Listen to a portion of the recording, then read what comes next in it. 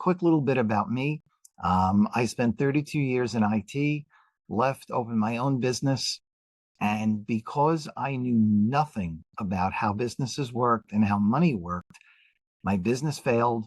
I lost significant money and went bankrupt.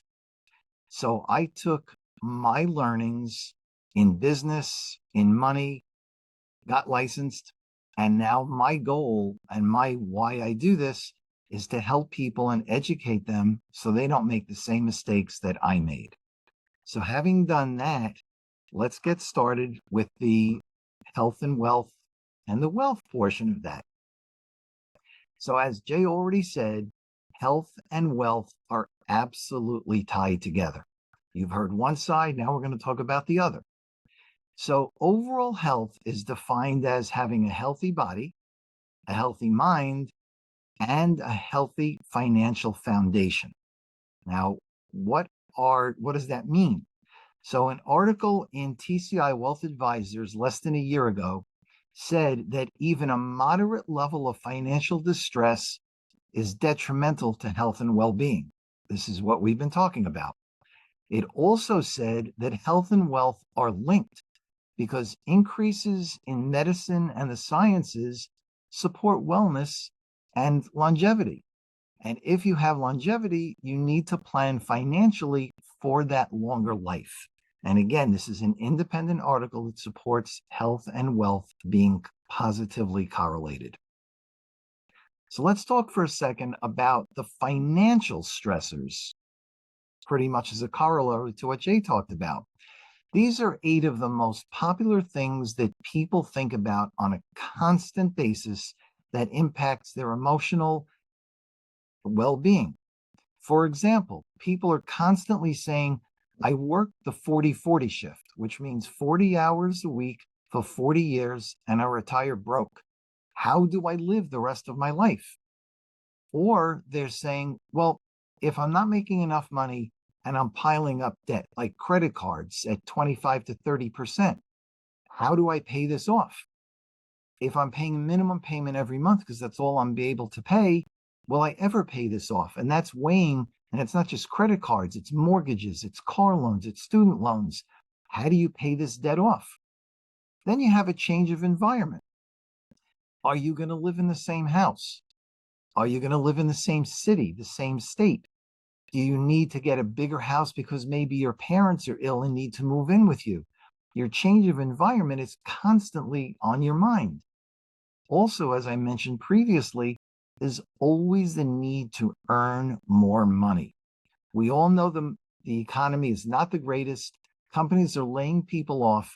How do you not only earn enough money today, but how do you earn enough for tomorrow and the day after if something happens to your primary job?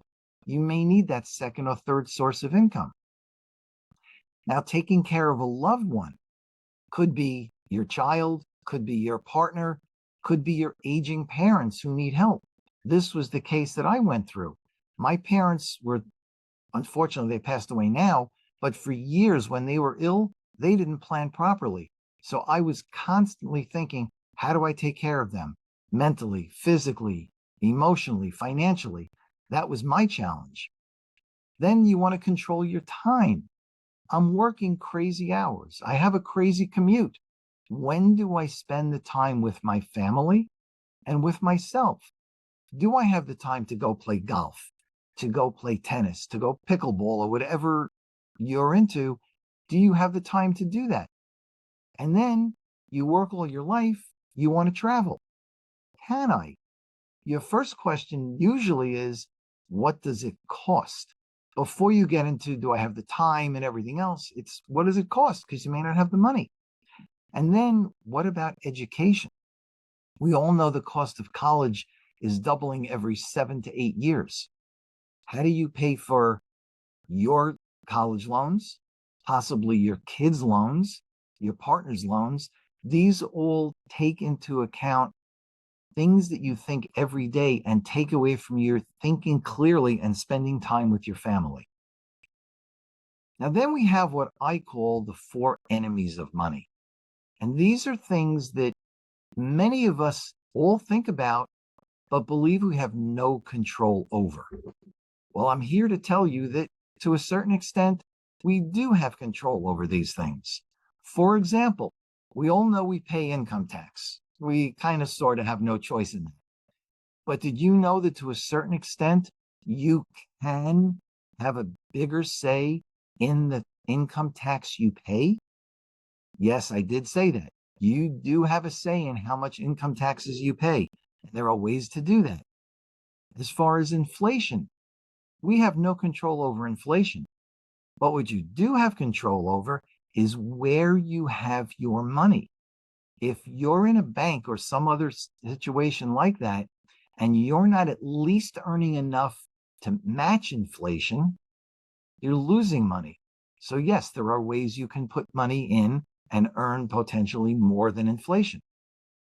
Now, as we get older and we go through the working world, we're bombarded with advertisements and all these telephone calls about you need to invest, you need to put money into the stock market, you need to grow, you need to have money later.